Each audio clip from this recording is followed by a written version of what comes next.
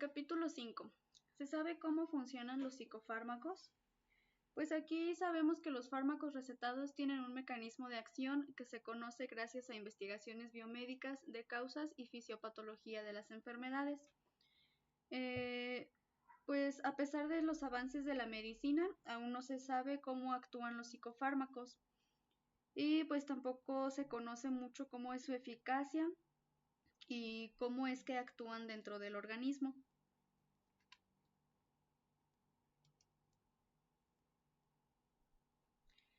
Bueno, en primera los ansiolíticos. Nos vamos a basar mucho en las benzodiazepinas.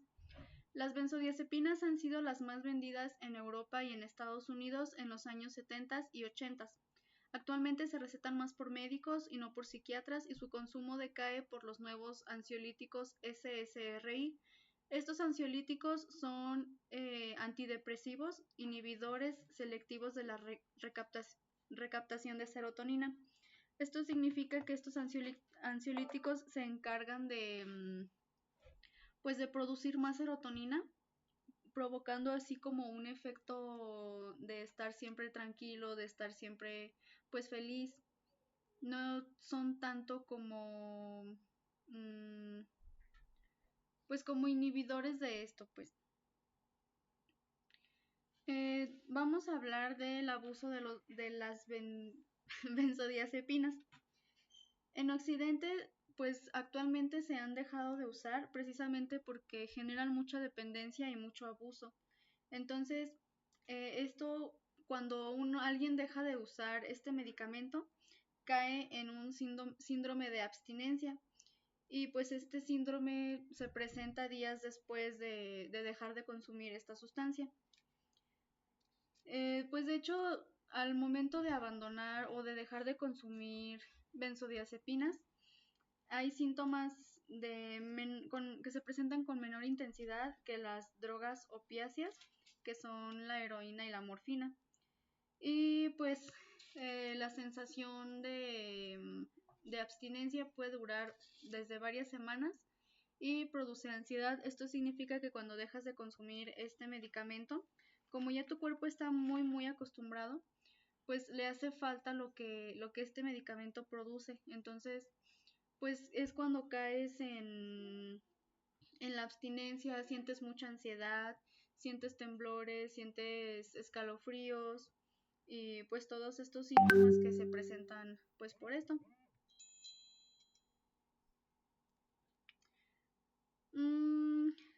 Bueno, las benzodiazepinas también tienen una eficacia, pero esta es a corto plazo y es para tratar los nervios y el insomnio.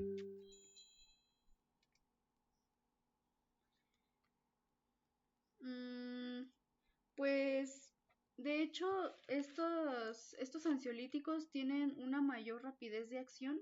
Esto significa que pueden actuar pues en el organismo en horas o minutos. Y de hecho, pues en los jóvenes y adultos es el mayor causante de accidentes de tráfico. Esto es debido a que estas, pues, drogas, en otras palabras, descoordinan pues el manejo motor de nuestro cuerpo y hacen difícil el uso de maquinarias. Por ejemplo, pues al momento de manejar hace que sea más difícil tomar el volante o guiarlo hacia un lado porque pues precisamente como que te inhibe o te relaja. Y pues sí te relaja tanto como mentalmente como físicamente dentro del cerebro, que es esta parte de la descoordinación motora. Y en los ancianos, las benzodiazepinas producen más riesgo de fracturas de cadera y pues otros traumatismos. Y pues es precisamente por lo mismo, porque los relaja mucho y al momento de estar ellos como muy relajados o muy en este éxtasis, hacen como movimientos más, pues se podría decir torpes, y es cuando se producen más pues las caídas, que se tropiezan o pues que se llegan a golpear como muy fuerte. Y pues sí, estos son algunos de los efectos. También causan una disminución de inteligencia global, pues es precisamente lo que mencioné hace un momento, que es pues la descoordinación motora, también la inteligencia verbal, que es al momento de pues de hablar algo. Hay como mucho tartamudeo o falta de palabras, no saben bien lo que dicen porque pues están drogados, ¿no? En otras palabras. Y pues al momento de que ellos abandonan este consumo de benzodiazepinas, también pues desaparecen los trastornos cognitivos.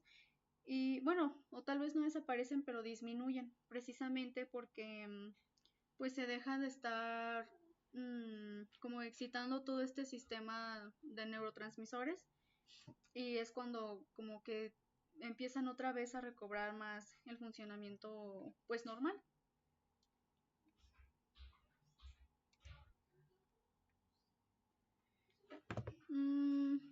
Bueno, hablando un poquito más antes de pasar al capítulo 6, eh, los mecanismos de acción de las benzodiazepinas facilitan el neurotransmisor GABA, que es el que pues nos ayuda a producir neurotransmisores para estar tranquilos. Mm, También pues disminuyen la excitabilidad, que es también esto de que nos produce calma, como estar relajados. Y, y bueno, aún no se ha explicado como tal cómo funcionan las benzodiazepinas, pero se da como de 4 a 6 semanas para ver los efectos antidepresivos. Hay unos estudios que dicen que las monoaminas cerebrales se producen en horas y por eso el efecto secundario es el nerviosismo y la taquicardia. Las monoaminas son pues todas estos neurotransmisores que nos producen felicidad, nos producen tranquilidad, que son la serotonina, la dopamina. Entonces al producirlas en horas o minutos, pues estamos como dándole mucho, pues como muchas bombas de actividad al cerebro y es por eso que pues se siente muy rápido este efecto tranquilizante. Y pues incluido aquí en estos ansiolíticos también existe un efecto placebo. Este efecto placebo pues es como lo que habíamos hablado.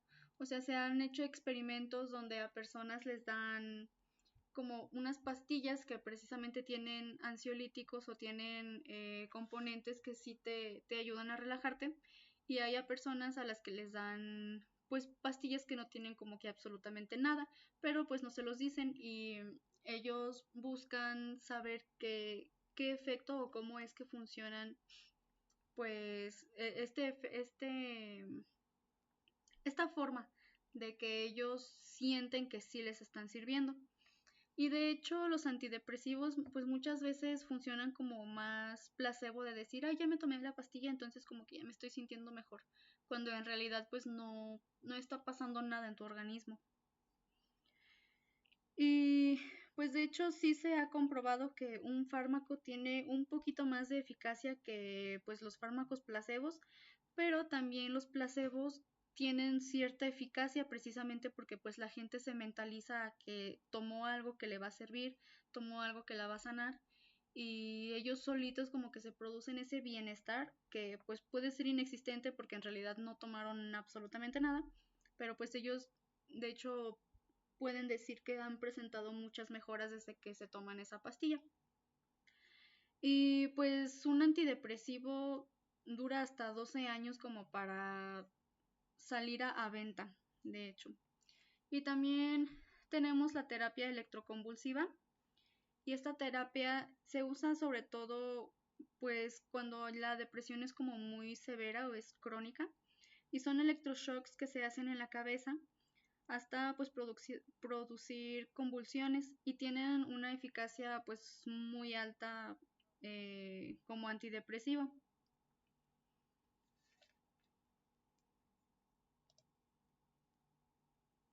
Y ahora sí, pasando al capítulo 6, ¿cómo se investiga en psicofarmacología? Este capítulo está pues un poquito corto y es más o menos explicar cómo es que sale un fármaco a la venta.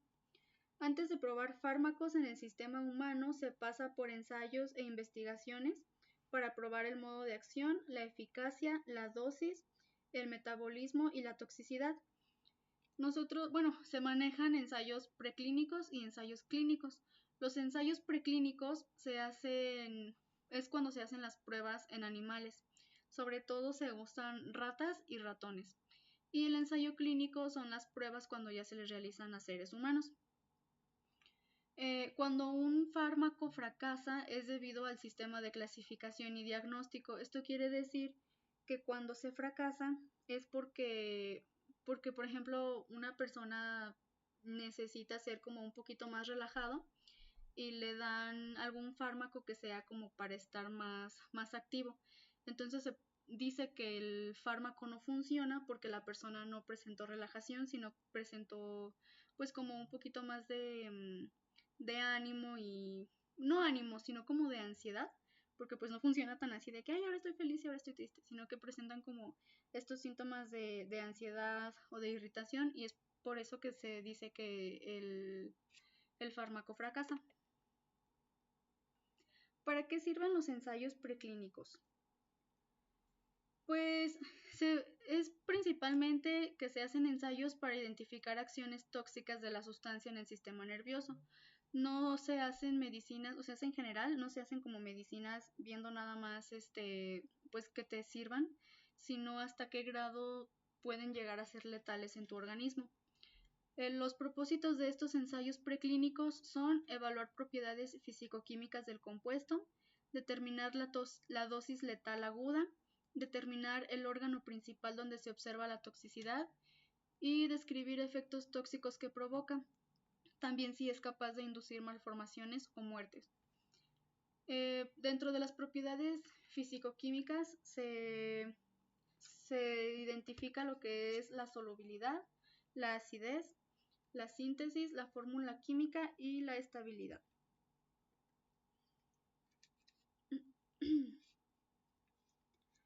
Pues esto del mecanismo de acción es la forma en la que un fármaco o una sustancia altera una función biológica para producir un efecto en el organismo. Cuando ellos hacen ensayos preclínicos, que es precisamente en ratas o ratones, no buscan tanto el mecanismo de acción, o sea, no buscan tanto cómo es que funcionan, o más bien dónde es que funcionan, sino que ellos buscan pues como describir sobre todo los efectos tóxicos. Y esto de inducir malformaciones o muerte, también en un momento en los años 60, 1961 me parece, hubo mujeres que pues tomaban muchos medicamentos que eran pues las benzodiazepinas y pues fue en esa década donde había muchos niños que presentaban malformaciones precisamente porque pues sus madres eran las que estaban tomando muchos ansiolíticos. Y pues esta es parte de la investigación de la toxicidad y de la malformación. Como que no, tanto tú, persona que lo tomas, como pues en caso de las mujeres, si tienes algún hijo, pues no se les vaya a pasar a él pues las malformaciones que producen estos ansiolíticos.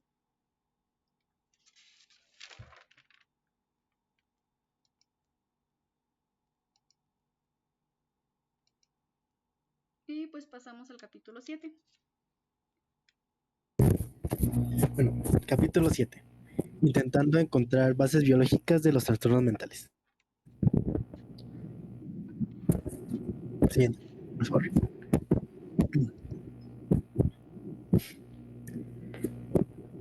Pese a los grandes avances científicos, aún no existe una explicación biológica clara para los trastornos mentales, como la esquizofrenia o la depresión.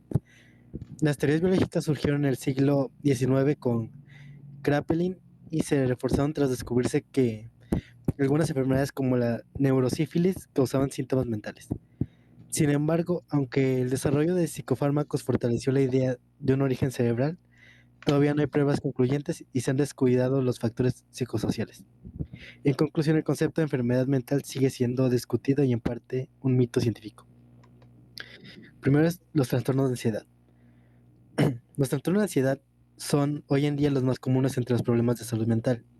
Se calcula que afectan a casi un 30% de las mujeres y un 19% de los hombres en los países industrializados.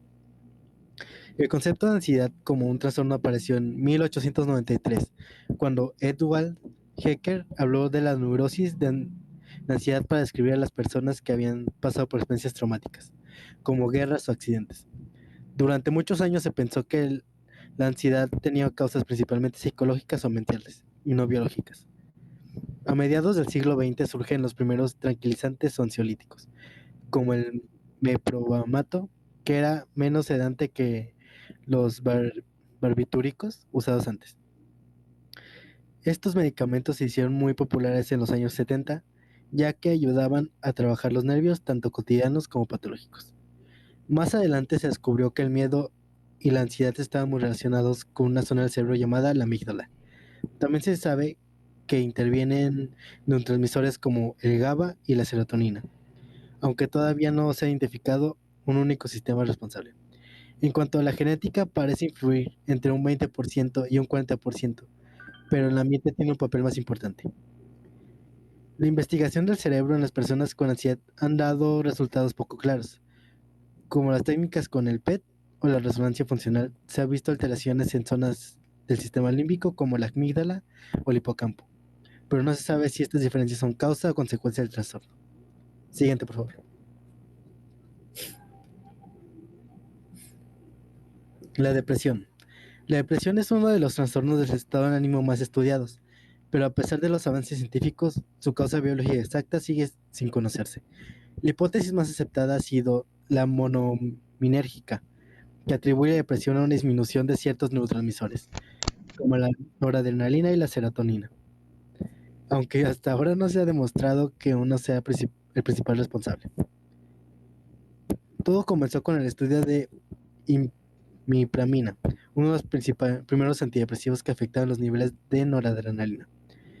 Más tarde, en los años 90, se popularizó la hipótesis de la serotonina como aparición del Prozac y otros antidepresivos del ISSR, o inhibidores selectivos de recaptación de serotonina. Sin embargo, los resultados de la investigación han sido contradictorios. Algunos estudios muestran alteraciones en los niveles de serotonina y otros no. Los intentos de medir directamente estos neurotransmisores en sangre, orina o líquido encefalorraquídeo no han sido concluyentes. Incluso los estudios con técnicas de imagen como PET o SPECT han dado resultados inconscientes, probablemente por la diferencia en los métodos, los tipos de depresión y los tratamientos previos de los pacientes. Además, muchos estudios se han hecho post-mortem, lo que complica distinguir si la alteración encontrada son causas o consecuencias de la depresión o de los antidepresivos. Existe cierta evidencia de que la genética puede influir en el riesgo de depresión, especialmente en el trastorno bipolar, donde tener antecedentes familiares aumenta mucho la probabilidad. En la depresión mayor, la relación genética es más débil y los factores ambientales parecen tener un mayor peso. Además, los supuestos marcadores genéticos no son específicos, ya que también aparecen en otros trastornos como la ansiedad o la esquizofrenia. Las técnicas de neuroimagen estructural como la resonancia magnética muestran resultados variados y poco confiables. Algunos de estos estudios han detectado cambios en la corteza prefrontal, la amígdala o el hipocampo, pero no hay un consenso. Con el PET se ha observado una posible disminución del flujo sanguíneo y del metabolismo en ciertas zonas cerebrales, aunque esto tampoco prueba que esas diferencias sean la causa de la depresión. Curiosamente, tanto los tratamientos farmacológicos como las psicoterapias pueden normalizar la actividad cerebral, lo que sugiere una relación compleja entre el cerebro y el estado emocional. Siguiente.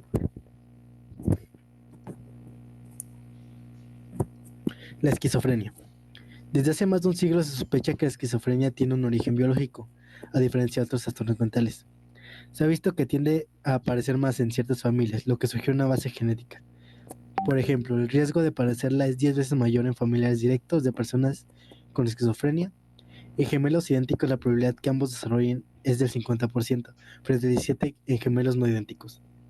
Esto demuestra que la genética influye, pero no lo explica del todo. También intervienen factores ambientales aún desconocidos. Durante los años 80, los primeros estudios con gemelos generaron gran esperanza de encontrar los genes responsables, pero los resultados fueron decepcionantes. Hoy se sabe que hay muchas regiones implicadas con cientos de genes distribuidos en varios cromosomas, pero ninguno explica por sí solo la enfermedad. Incluso los posibles genes de riesgo relacionados con la dopamina o la serotonina no se han podido confirmar de forma consciente. Las causas de este fracaso son varias, como dificultades para diagnosticar con precisión los distintos tipos de esquizofrenia, un enfoque excesivo en los neurotransmisores sobre los que actúan los antipsicóticos, diferencias en los métodos de investigación y la influencia del ambiente que sigue siendo poco comprendida. Las técnicas como la resonancia magnética o la tomografía computarizada han detectado algunas anomalías anatómicas en ciertos pacientes, como una dilatación de los ventrículos cerebrales. Sin embargo, este hallazgo no es específico de esquizofrenia, ya que también aparece en otras enfermedades y en el envejecimiento normal. Otros estudios han encontrado alteraciones en la región como la corteza prefrontal, el hipocampo o la amígdala, pero los resultados son inconscientes. Además, los factores externos complican los resultados. Factores como que la mayoría de cerebros analizados son de personas mayores o que reciben tratamiento con antipsicóticos durante años. Estos fármacos pueden causar cambios neurotóxicos a largo plazo, y el diagnóstico de esquizofrenia sigue siendo poco preciso, ya que los síntomas varían mucho entre personas. No hay un solo tipo de esquizofrenia, por eso se habla más bien de esquizofrenias, ya que dos pacientes pueden tener síntomas muy distintos. Los intentos de clasificar subtipos como paranoide, catatónica o desorganizada no se relacionan claramente ni con los tratamientos ni con los hallazgos cerebrales. Por esta razón no se ha encontrado ningún marcador biológico que permita diagnosticar la esquizofrenia, ni en genes, ni en moléculas del cerebro o la sangre. En cuanto a la química del cerebro, se ha implicado a neurotransmisores como la dopamina, la serotonina y el glutamato. Esto se debe a que muchas drogas que alteran estos sistemas pueden inducir o reducir síntomas psicóticos. Pero los estudios bioquímicos son inconscientes, en parte porque usan distintas técnicas y muestras. Los pacientes están en diferentes fases de la enfermedad y los médicos cambian los niveles de neurotransmisores, lo que complica las conclusiones. Las clínicas más modernas, como el PET o la resonancia magnética funcional, han detectado alteraciones en la actividad cerebral, sobre todo una disminución en la corteza prefrontal conocida como hiperfrontalidad. Esta zona está relacionada con funciones como la planificación, la memoria operativa y el control emocional, que suelen estar afectados en la esquizofrenia. Sin embargo, esta misma hiperfrontalidad también aparece en otros trastornos como la depresión o el TDAH, por lo que no es exclusiva de esquizofrenia. Además, muchos de los pacientes estudiados están medicados y los antipsicóticos modifican precisamente la actividad prefrontal, lo que distorsiona los resultados. Y ya, pasamos al capítulo 8.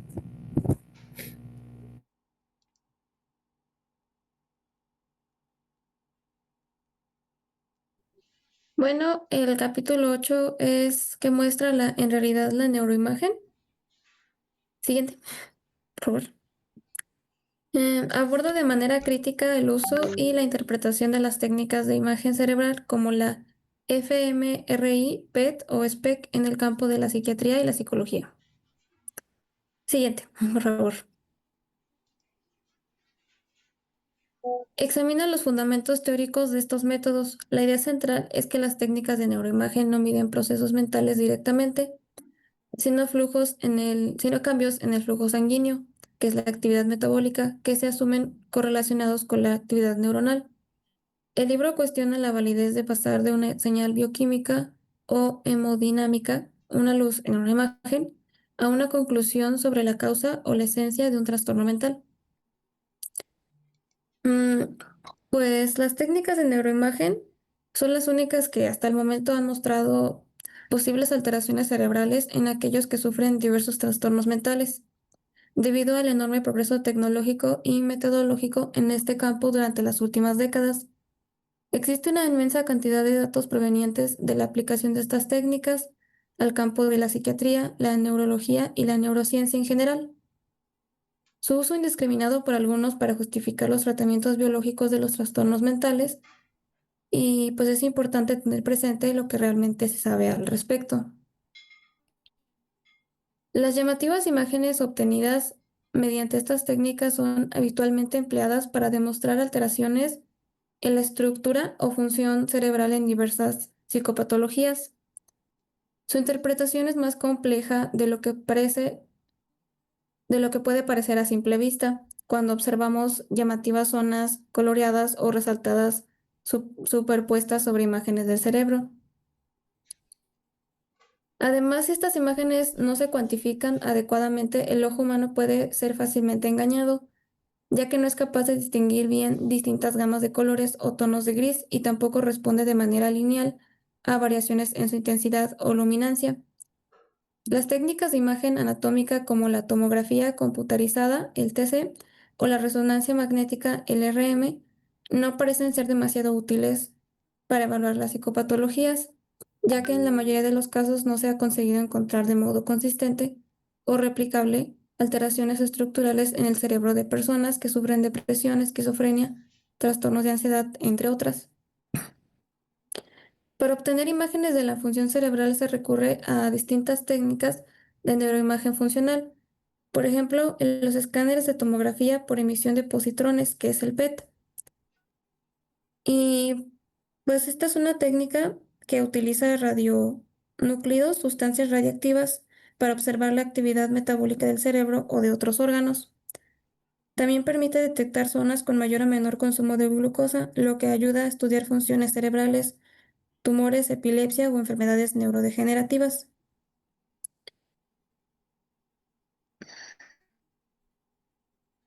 Y por emisión de un solo fotón, que es el SPEC. Se introducen sustancias radiactivas en la sangre y luego se mide la radiación emitida por ellas cuando llegan al cerebro. Esta pues es una tomografía computarizada por emisión de fotón único, que es similar a la PET, pero utiliza isótopos diferentes y mide la circulación sanguínea cerebral. Se usa para evaluar el flujo sanguíneo regional del cerebro y diagnosticar trastornos neurológicos, cardíacos o psiquiátricos. Técnicamente se pueden analizar distintos parámetros biológicos según el radiomarcador o sustancia radioactiva empleada como el flujo sanguíneo cerebral, el que es bueno, por sus siglas en inglés, es la C, B y F. El análisis del CBF se basa en la suposición de que el flujo sanguíneo a nivel de ciertas zonas del cerebro está directamente relacionado con el metabolismo de las neuronas y en definitiva con la actividad neuronal. La relación entre el CBF y actividad cerebral resulta no ser tan directa, ya que también están relacionadas las células de glía, más numerosas que las neuronas.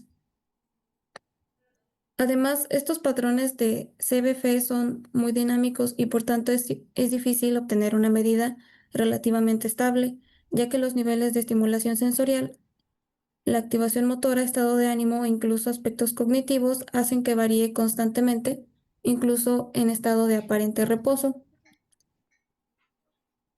Los estudios de receptores se basan en la administración de fármacos radioactivos y las imágenes del cerebro se valoran mediante PET o SPEC, de modo que resulta complicado. Otra técnica empleada es la imagen por resonancia magnética funcional, que es el F en minúscula y en mayúsculas MRI, que se basa en la medida indirecta de la actividad cerebral mediante la aplicación de campos magnéticos muy elevados y ondas de radio. Esta técnica es muy utilizada en investigación porque tiene la ventaja de no ser invasiva, ya que normalmente no es necesario introducir ninguna sustancia en el sujeto.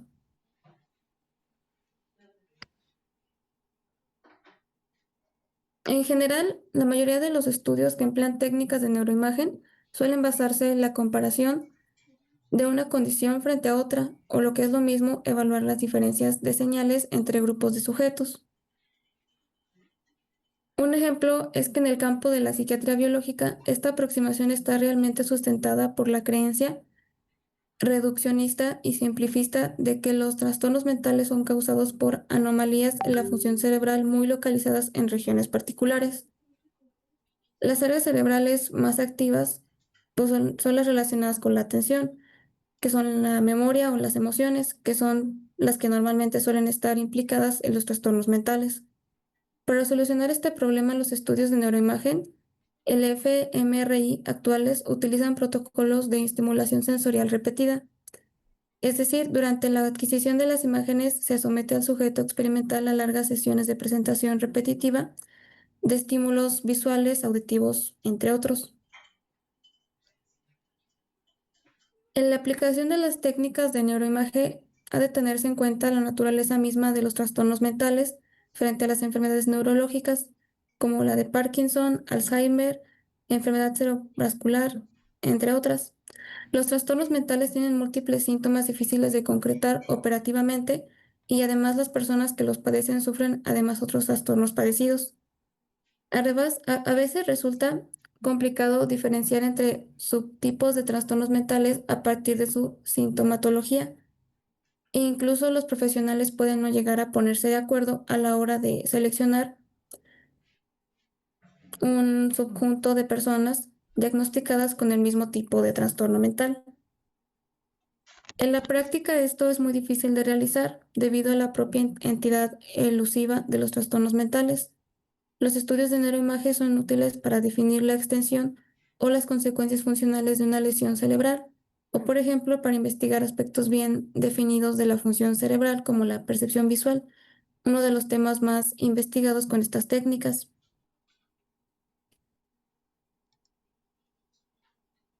A lo sumo, pues estas neuroimágenes deberían considerarse no como instantáneas de lo que en realidad sucede en el cerebro en funcionamiento, que es lo que se tiende a considerar, sino más bien como meras representaciones gráficas de complejos cálculos estadísticos, mismos que pues tienen que ver estas imágenes con los datos originales de las medidas de variables físicas que suministran los escáneres, ya que estos datos sufren un sinfín de manipulaciones matemáticas de acuerdo con modelos teóricos sobre la anatomía y la función cerebral. Y eso sería todo del capítulo 8.